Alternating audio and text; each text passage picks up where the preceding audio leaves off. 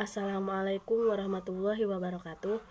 Perkenalkan, nama saya Is Apriani, saya dari kelas 12 MIPA 3 Manfaat Paneglang. Di sini saya akan mempresentasikan tentang proses masuknya Islam di Asia Tenggara. Tercatat pada abad ke-7 dan ke-8, banyak pedagang Muslim, Persia, dan Arab yang turut belayar dan berdagang di Selat Malaka. Selat Malaka menjadi tempat strategis untuk menghubungkan antara Asia Timur, Asia Tenggara, dan Asia Barat. Melalui jalur perdagangan ini, kemudian para Muslim Persia dan Arab mulai mensyiarkan Islam di Asia Tenggara. Bahkan, penyebaran Islam mulai merebah di daerah bagian timur Asia, yaitu negeri Cina, pada abad ke-12. Yang pertama, perkembangan Islam di Malaysia.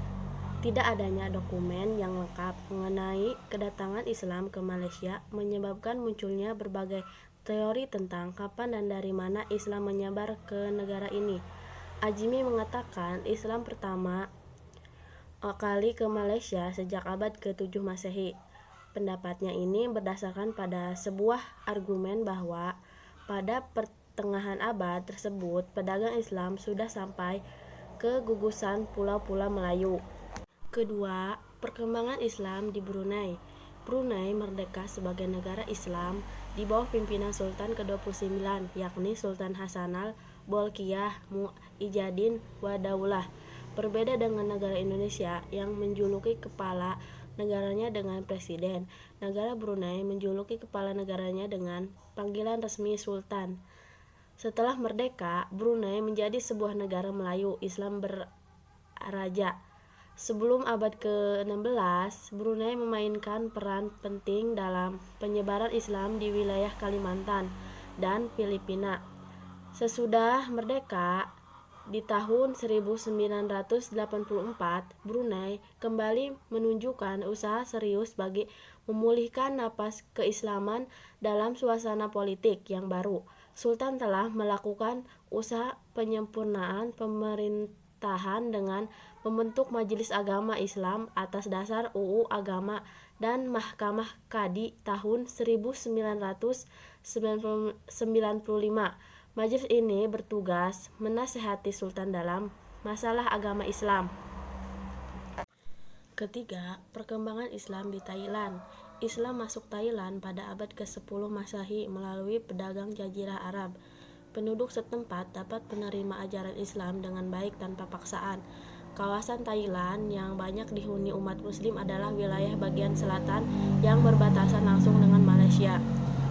Wilayah Patani adalah salah satu wilayah Thailand yang pernah mengukir sejarah gemilang kejayaan Islam pada abad ke-15. Negeri ini menjadi sebuah negara dalam Islam terbesar di Asia Tenggara dengan nama Kerajaan Islam Patani Darussalam. Orang Arab menyebutnya Al-Fatani, dan Patani jatuh ke tangan Thailand pada tahun 1785 setelah kerajaan Thailand mengirimkan intelijen untuk mencari rahasia kelemahan Patani. Keempat, perkembangan Islam di Filipina. Islam adalah agama tertua di Filipina.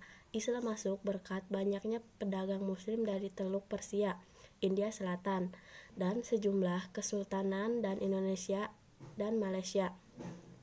Mereka adalah kaum saudagar yang berdagang hingga ke Filipina pada abad ke-14.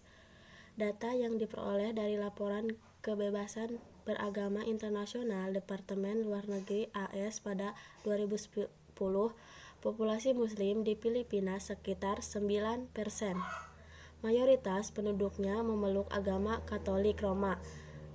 Karimul Mahdum adalah pedagang Arab pertama yang datang ke Kepulauan Sulu dan Jolo di Filipina pada 1380 Masehi. Pada 1390, Pangeran Raja Baginda Minangkabau dan para pengikutnya mengajarkan Islam di pulau-pulau tersebut. Masjid Syekh Karimal Mahdum merupakan masjid pertama yang didirikan di Filipina di Simunul, Mindanao pada abad ke-14. Kelima, perkembangan Islam di Vietnam. Kedatangan Islam di Champa dibuktikan dengan adanya dua buah prasasti Kufi yang ditemukan di Phan Rang atau Phan Ri atau Panduranga. Dalam prasasti tersebut bertarik 1039 Masehi dan yang satu bertarik 1035 sampai 1039 Masehi.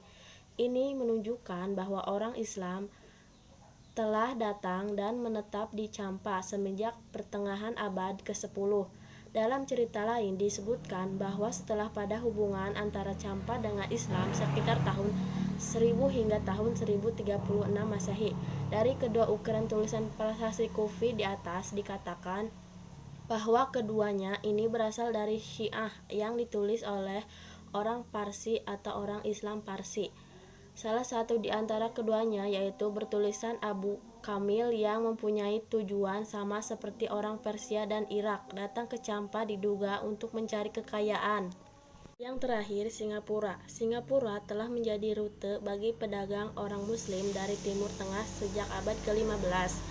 Cara masuknya Islam ke Singapura tidak jauh berbeda dengan cara masuknya Islam ke negara-negara di Asia Tenggara yang lain. Islam masuk ke Singapura dengan cara perdagangan yang dilakukan oleh bangsa Arab yang melalui daerah perairan Singapura. Adanya pernikahan pedagang Arab dengan penduduk setempat dan akhirnya tinggal dan menetap di Singapura telah membantu Islam berkembang di daerah ini. Lama-kelamaan mereka membentuk suatu komunitas tersendiri dan mendirikan perkampungan di sana. Terima kasih, semoga videonya bermanfaat. Wassalamualaikum warahmatullahi wabarakatuh.